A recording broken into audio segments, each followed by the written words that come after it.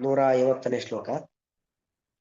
ಹಿರಣ್ಯಗರ್ಭತ್ವಮುಪೇತ್ಯ ಮೂಲೆ ಸೃಜಸ್ಯ ಶೇಷಂ ಭುವನಂ ಸ ಏವ ನಾರಾಯಣಾತ್ಮನ್ ಪರಿಪಾಸಿ ಭೂಯೋ ಜಹಾರ ಚಾಂತೆ ಭಗವನ್ ಶಿವಾತ್ಮನ.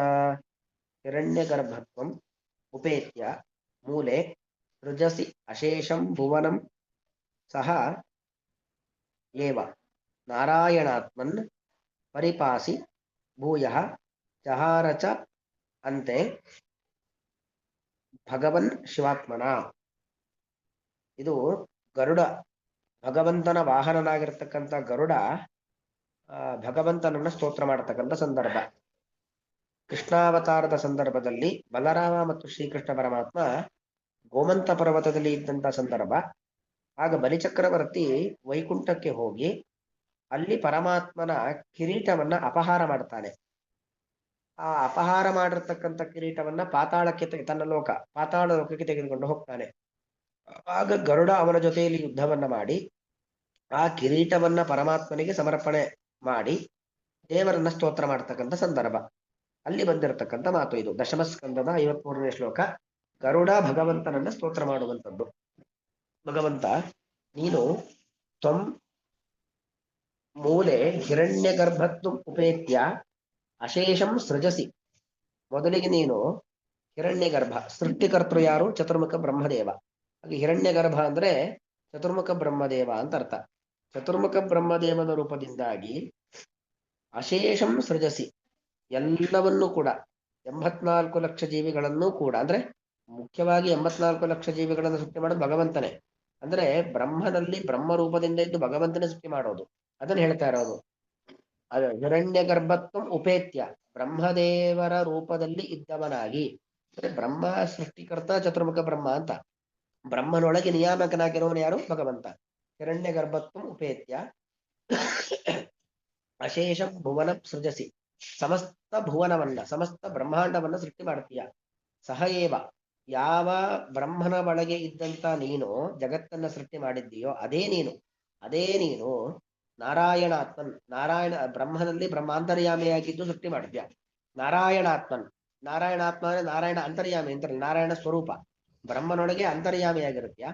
ನಾರಾಯಣನ ರೂಪದಿಂದ ನಾರಾಯಣಾತ್ಮನ್, ನಾರಾಯಣನ ಸ್ವರೂಪದಿಂದ ಭುವನಂ ಪರಿಪಾಸಿ, ಭೂಯಃ ಪರಿಪಾಸಿ. ಭೂಯಃ ಅಂದ್ರೆ ಚೆನ್ನಾಗಿ ಜಗತ್ತನ್ನ ಏನ್ ಮಾಡ್ತೀನಿ ನೀನು? ಪರಿಪಾಸಿ, ಜಗತ್ತನ್ನ ರಕ್ಷಣೆಯನ್ನ ಮಾಡುತ್ತೀಯ, ಜಗತ್ ರಕ್ಷಣೆಯನ್ನ ಮಾಡುತ್ತೀಯ.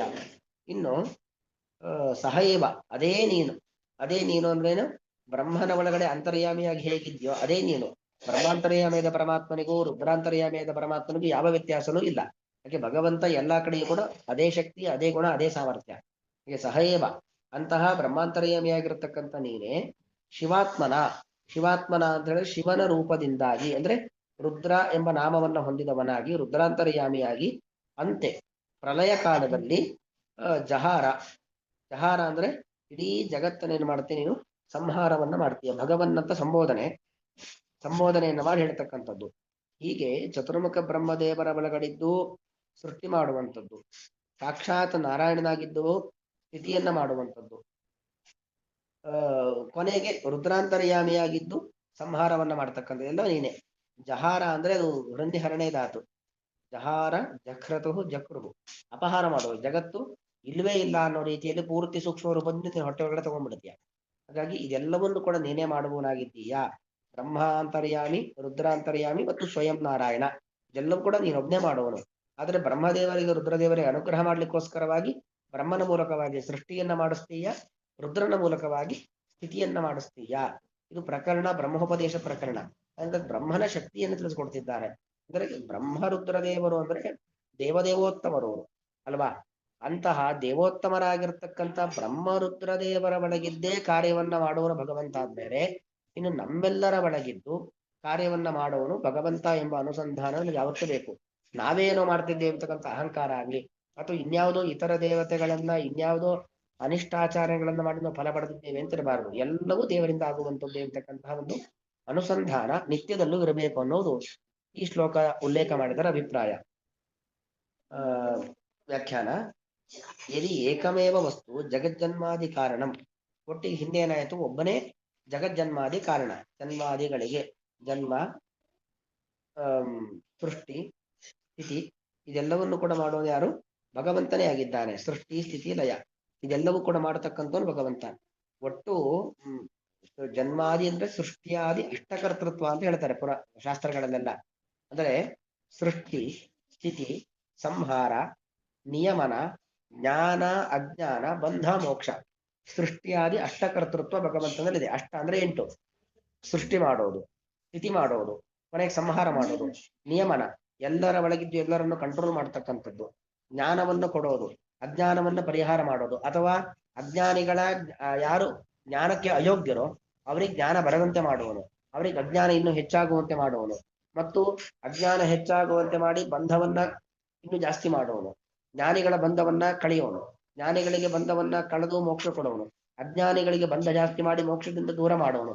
ಇದೆಲ್ಲವೂ ಕೂಡ ನೀನೇ ಆಗಿದ್ದೀಯಾ ಅಂತ ಅರ್ಥ. ಸೃಷ್ಟಿಯಾದಿ ಅಷ್ಟಕರ್ತೃತ್ವ ನಿನ್ನಲ್ಲೇ ಇದೆ ಅಂತ. ಸೃಷ್ಟಿ, ಸ್ಥಿತಿ, ಸಂಹಾರ, ನಿಯಮನ, ಜ್ಞಾನ, ಅಜ್ಞಾನ, ಬಂಧ, ಮೋಕ್ಷ ಇದೆಲ್ಲವೂ ಕೂಡ ಒಬ್ಬನೇ ಮಾಡೋದು ಅಂತ ಹಿಂದೆ ಬಂತು. ಜಗಜ್ಜನ್ಮಾದಿ ಕಾರಣಂ ಏಕಮೇವ ವಸ್ತು ತರ್ಹಿ ಹಿರಣ್ಯ ಗರ್ಭ ಸ್ರಷ್ಟ. ನಮಗೆ ಶ್ರುತಿ ಪುರಾಣಗಳನ್ನು ನೋಡಿದಾಗ ಇದು ಗೊತ್ತಾಗತ್ತೆ.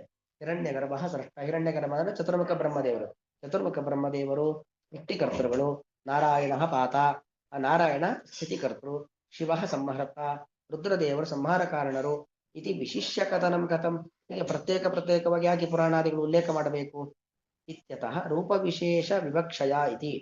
ಯಾಕೆ ಹೀಗೆ ಹೇಳಿದ್ದು ಅಂದ್ರೆ, ಎಲ್ಲವೂ ಮಾಡೋರು ಒಬ್ಬನೇ ಆದ್ರೂ ಕೂಡ ಬೇರೆ ಬೇರೆ ರೂಪದಿಂದ ಮಾಡ್ತಾನೆ, ಒಂದೇ ರೂಪದಿಂದ ಮಾಡೋದಿಲ್ಲ ಅನ್ನೋದನ್ನು ತೋರಿಸ್ಕೊಡ್ಲಿಕ್ಕೋಸ್ಕರ ಹೇಳಿದ್ದು. ಇತಿ ಭಾವೇನ ಹಿರಣ್ಯ ಗರ್ಭತ್ವ ಉಪೇತ್ಯ.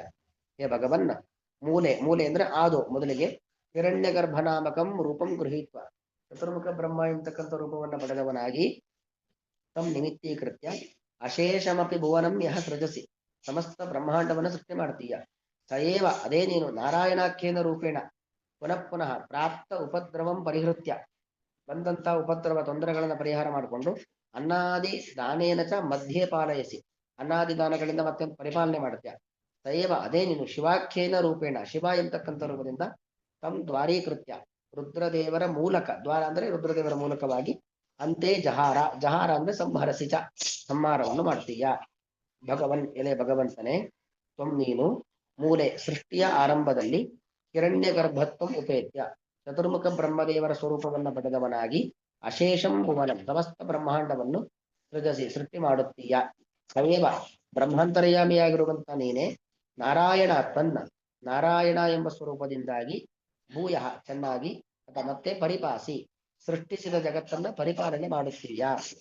ಅಂತೆ ಚ ಮತ್ತು ಅಂತೆ ಸಂಹಾರದ ಕಾಲದಲ್ಲಿ ಶಿವಾತ್ಮನ ರುದ್ರದೇವರ ರೂಪದಿಂದಾಗಿ ರುದ್ರಾಂತರ್ಯಾಮಿಯಾಗಿ ಜಹಾರ ಸಂಹಾರವನ್ನ ಮಾಡುತ್ತೀಯ. ಹಿರಣ್ಯ ಗರ್ಭತ್ವಮುಪೇತ್ಯ ಮೂಲೆ ಸೃಜಸ್ಯ ಶೇಷಂ ಭುವನಂ ಸ ಏವ ನಾರಾಯಣಾತ್ಮನ್ ಪರಿಪಾಸಿ ಭೂಯೋ ಜಹಾರ ಚಾಂತೆ ಭಗವನ್ನ ಶಿವಾತ್ಮನ. ಶ್ರೀಕೃಷ್ಣಾರ್ಪಣಮಸ್ತು.